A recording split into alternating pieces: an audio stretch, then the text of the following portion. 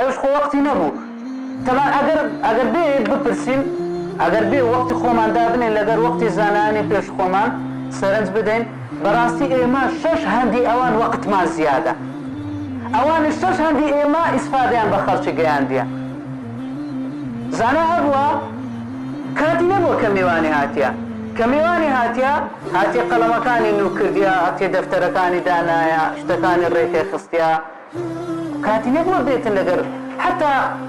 ابن جەوزی کتابێکی هەیە کتابەکەی بەناوی چییە سەید الخەواتر سەید الخەواتری کوی نووسی ئەو کتاب ئەو کابرایە ئەو زانایە بەناوبانگە کوی نووسیە هەر فکرێکی لێ هاتیە و نووسیتی فکرێکی لێ هاتیە و نووسیتی فکرێکی لێ هاتیە و نووسیتی کتابێکی ئەوەندەی پێکینایە ماشەڵڵا لە خۆشترین کتابەکانێتی بەناوی سەید الخەواتر یعنی ڕاوکردنی خاتیرەکانی تەماشا ئیبن قەیم کتابێکی هەیە بەناوی فەوائد کوی دانایە هەر بەو شێوەی دانایە یعنی دەبینی زانە ئیوا هەیە یعنی ئەتو بەس بە کاتی ئەگەر هیچ کاتت نەبی بەس یەک وەقتی لە خۆدانێ بینی مەغریب لە عێشایە وەرە ئەتو ئەوەندە وەقتەی خەریکی علمەکی بە بزانە پاش سارێک دوو ساری بزانە چ لێ دێ